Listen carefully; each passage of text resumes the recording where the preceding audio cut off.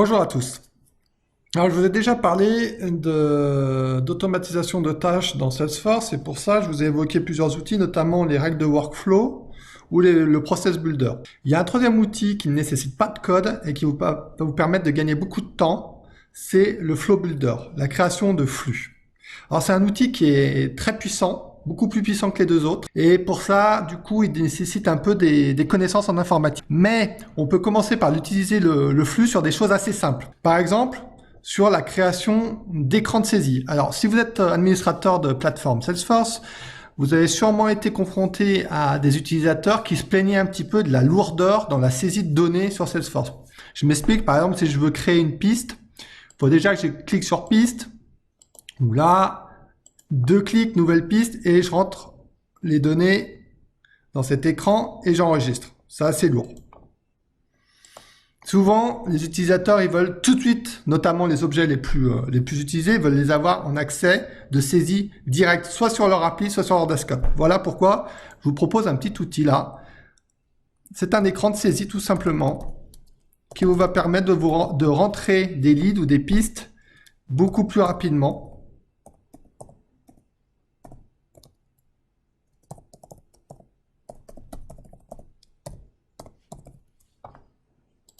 Voilà. Donc si je vais sur piste, je retrouve bien ma piste. Je vais retourner sur l'accueil. Donc dans cette vidéo, je vais vous montrer comment créer, grâce à Flow, des écrans de saisie.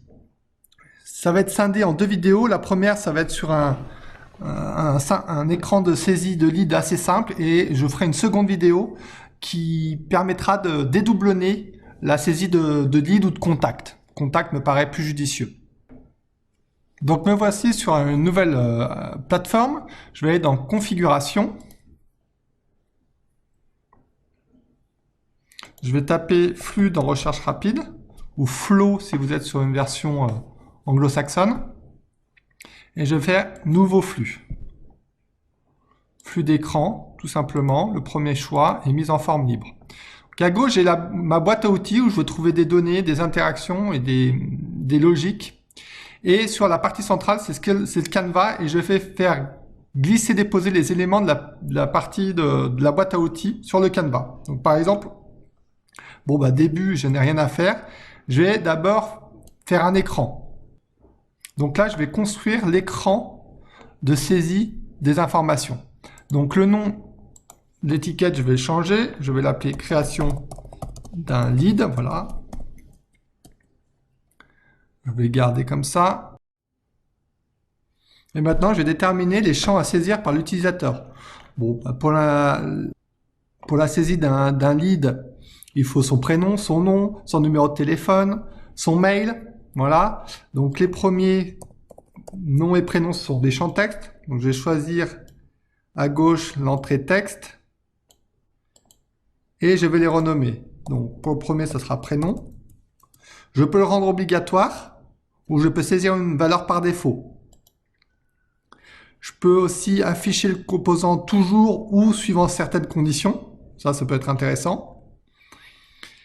Et j'ai encore d'autres informations. Par exemple, ici, je peux rentrer un message d'erreur ou offrir une aide. Donc, ça va être un petit point d'interrogation qui va apparaître et sur lequel on pourra donner des informations. Le deuxième, c'est le nom. Donc là, pareil, je vais prendre obligatoire à contrario du prénom. Celui-ci, je vais rendre obligatoire. Ensuite, je vais chercher le champ mail, adresse mail. Je vais le glisser, voilà. Alors, lui, pour rendre obligatoire, il faut taper through et il va me choisir la constante through. Voilà. Je vais chercher après téléphone. Je vais renommer.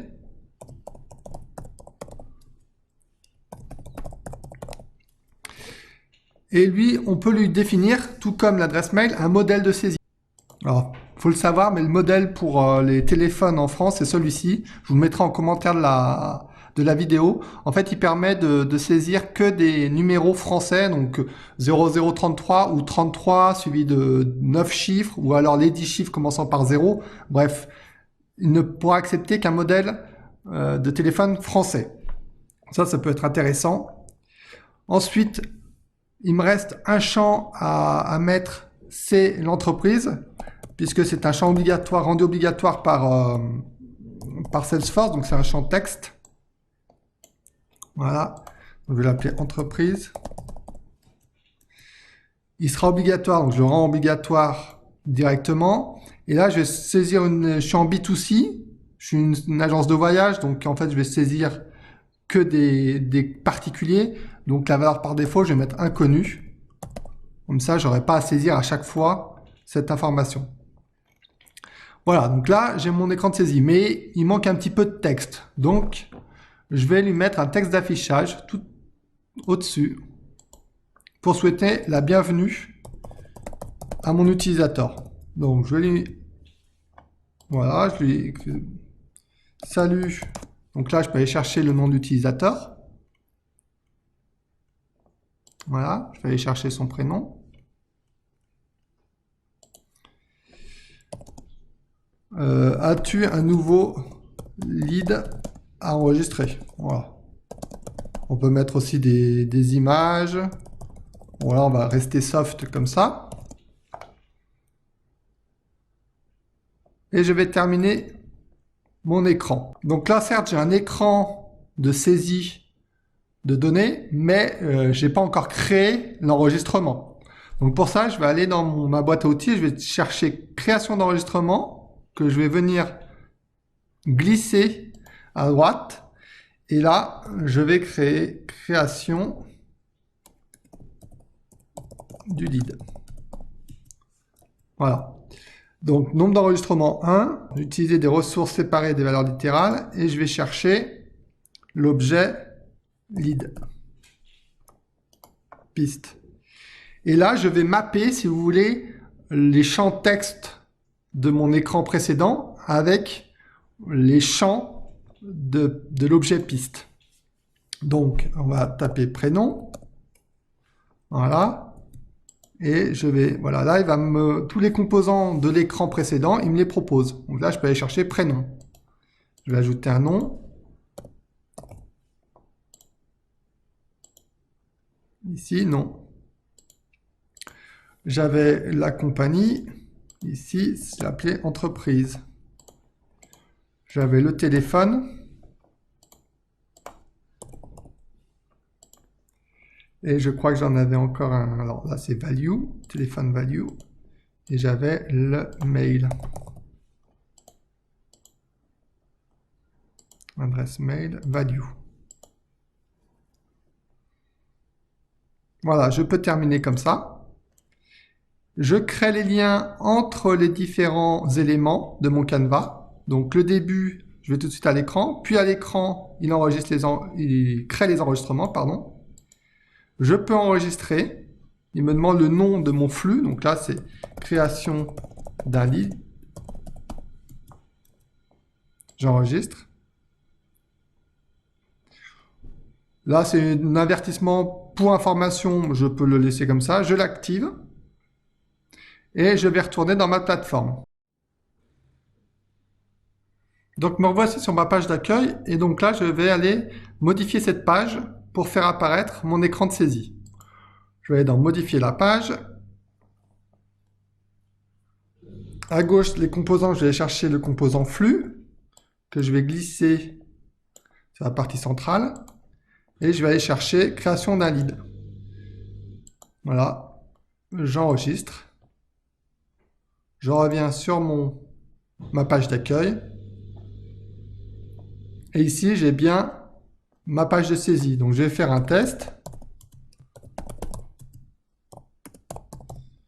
Hop.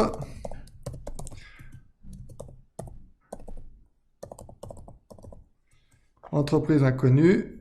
Suivant. Je vais dans ma piste. Et voilà, je retrouve bien ma piste que je viens de saisir. Je peux faire un autre test cette fois en me trempant dans le numéro de téléphone. Par exemple, je vais oublier un numéro de téléphone. Tout de suite, il me dit que le modèle ne correspond pas. Si je fais 0 plus 33, là également pareil. Et là, ça fonctionne. Voilà, donc c'était une première approche de l'outil Flow Builder. Je vous propose une deuxième vidéo dans laquelle on va essayer de rentrer à un contact et de le dédoublonner directement grâce à l'outil Flow. Voilà. Si vous avez des questions sur cette vidéo, n'hésitez pas à me les poser dans les commentaires ou toute autre remarque. Je vous invite aussi à aimer, à liker la chaîne SF pour les nuls. Et je vous dis à très vite. Merci beaucoup.